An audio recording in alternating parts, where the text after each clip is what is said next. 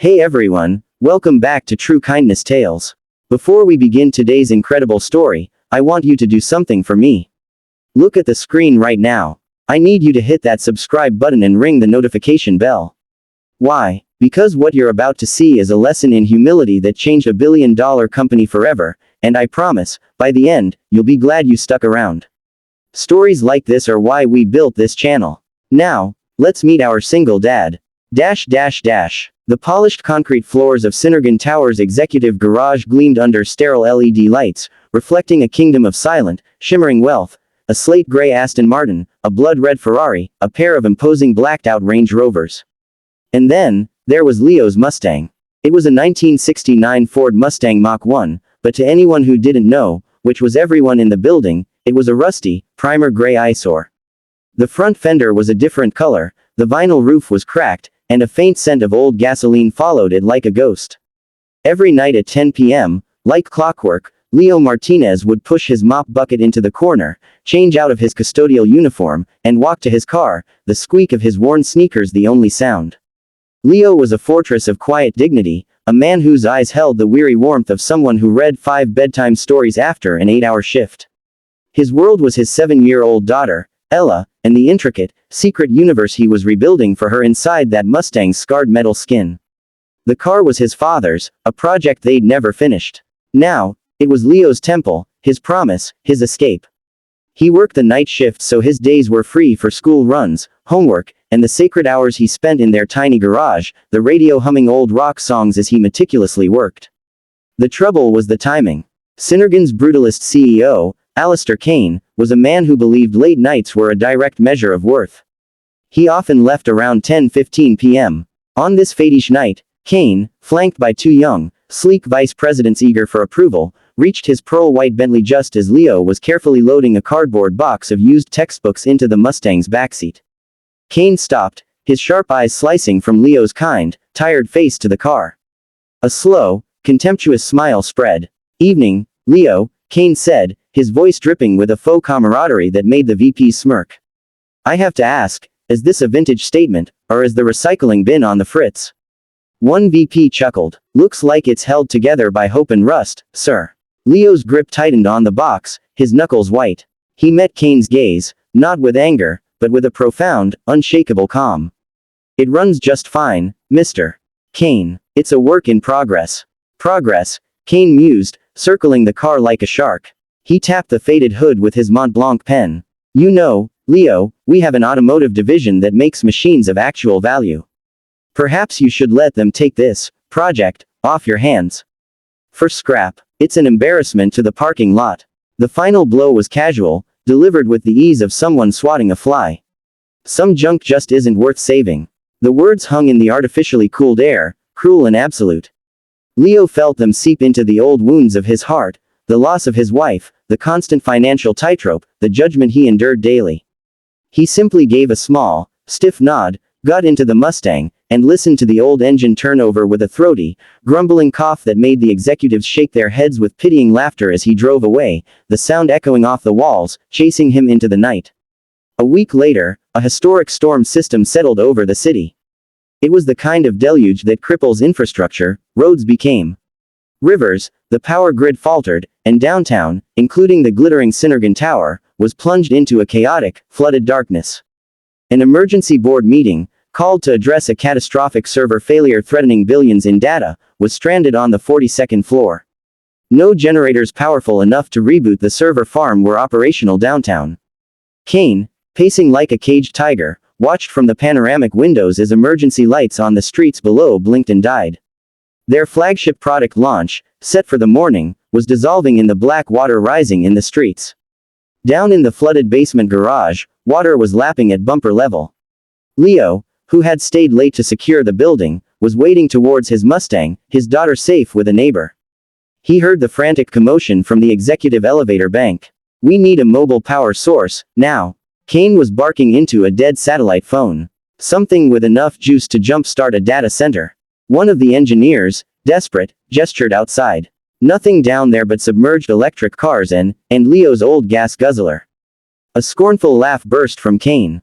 "That piece of junk, it probably hasn't produced a full volt in its life." But Leo had stopped waiting. He turned, water swirling around his waist. The words, "Junk just isn't worth saving," flashed in his mind, followed by a crystal-clear image of Ella's trusting face. He walked not toward the exit, but toward the huddle of desperate executives. "It might," Leo said, his voice cutting through the panic. "Kane World. This is not the time for your automotive delusions, Leo." Leo ignored him, speaking directly to the head engineer. "You need high amperage, sustained power output. For about 20 minutes, to spin the servers back up." The engineer, stunned, nodded. "I can give you that," Leo said. He turned and sloshed back to the Mustang. With a reverence that seemed absurd in the circumstance, he unlocked the driver's side, reached in, and pressed a hidden switch under the dash. There was a heavy clunk. Then he walked to the back of the car, where the old, faded license plate frame read, "She's my girl." He pressed its corners in a specific sequence. With a silent hydraulic whir, the entire rear end of the Mustang, trunk, bumper, and quarter panels, began to rise upward and forward, like the canopy of a fighter jet. Beneath wasn't a rusty trunk. It was a cavity of aerospace-grade aluminum, housing a monstrous, polished mechanical heart. It wasn't a classic V8. It was a custom-built, twin-turbocharged, hybrid electric powertrain, its turbine-smooth components and woven carbon fiber pipes gleaming under Leo's flashlight. A digital touchscreen lit up on the assembly. This was no mere engine, it was a power plant prototype Leo's father, a disgraced but visionary engineer, had invented, and Leo had spent a decade perfecting in secret. It was whisper quiet, impossibly efficient, and could generate enough electricity to power a small neighborhood. "Hook your main leads to these terminals," Leo said, his voice calm as he pointed to two heavy-duty posts. The garage fell utterly silent, save for the drumming rain. Kane's face was a mask of utter, incomprehensible shock. The engineers scrambled, cables snaking through the dark water. Leo pressed a sequence on the touchscreen. The machine awoke with a sound that was not a roar, but a deep, resonant hum, a sound of immense, contained power. It was the sound of a symphony playing in a library. Lights on the server room panels, visible through the emergency stairwell, began to flicker, then glow steadily. One by one, monitors winked back to life across the 42nd floor. The system rebooted. Billions of dollars of data, the company's future, were saved by the very junk its CEO had mocked. In the eerie, generator-lit garage, Alistair Kane stood paralyzed, the water soaking his $5,000 suit irrelevant. He was staring at the mechanical masterpiece before him, then at the quiet janitor who had built it in a home garage after putting his daughter to bed. The arrogance that had been his armor cracked and fell away, revealing raw, staggering awe. "What is this?" he finally whispered. "The KX-11 feet Tempest, hybrid power unit," Leo said softly, wiping a smudge of grease from its housing with a tenderness one would use on a child's cheek. "My father's design. He was laughed out of the industry for it. Said it was too efficient, would disrupt the oil and auto giants. I promised him I'd finish it." Kane, a man who built his empire on spotting disruptive value, now saw it in its purest form, not in a boardroom pitch, but in a flooded basement, born from perseverance and love. This could revolutionize everything. Electric grids, transportation, everything. Why are you here? Mopping floors. Leo looked at him, no triumph in his eyes, only a lifetime of quiet strength. Healthcare for Ella. The janitorial job had the best plan. And the nights let me work on her inheritance. He gestured to the engine. This was always for her. The following Monday, Leo Martinez did not report to the custodial closet. He was summoned to the 42nd floor executive suite. Instead of a reprimand, he was offered a partnership. Kane, a changed man, presented a proposition not as a boss, but as a penitent. He offered funding, a state-of-the-art lab, and a 50-50 stake in a new subsidiary to develop the Tempest engine. The condition: Leo would be chief visionary officer, and the company would fund a foundation in his father's name to support single parents in STEM. 2 years later, Martinez Power was spun off from Synergon. Its valuation at its explosive IPO, just over $2 billion. The story of the janitor and his Mustang became Wall Street legend. But the real story was never about money. It was about the day the most powerful man in the room learned that true power doesn't come from what you drive, but from what drives you. And for Leo, it was always the sound of his daughter's laughter, and the silent hum of a promise kept. Wow. Just wow. A story that literally starts in the gutter and ends among the stars. That's the power of unseen potential, of never judging a book, or a car, by its cover. Leo's kindness was in his patience, his dedication to his father's dream and his daughter's future.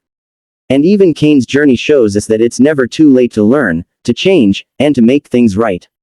If this story moved you, if it reminded you that heroes wear all kinds of uniforms, sometimes even coveralls, then do me a huge favor.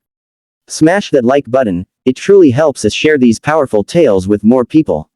And most importantly, subscribe to True Kindness Tales. We find stories like this from all over the world, stories that restore our faith in people. We've got so many more to share with you. Who knows? The next life-changing act of kindness could be right outside your window. Until next time, stay kind, and stay curious.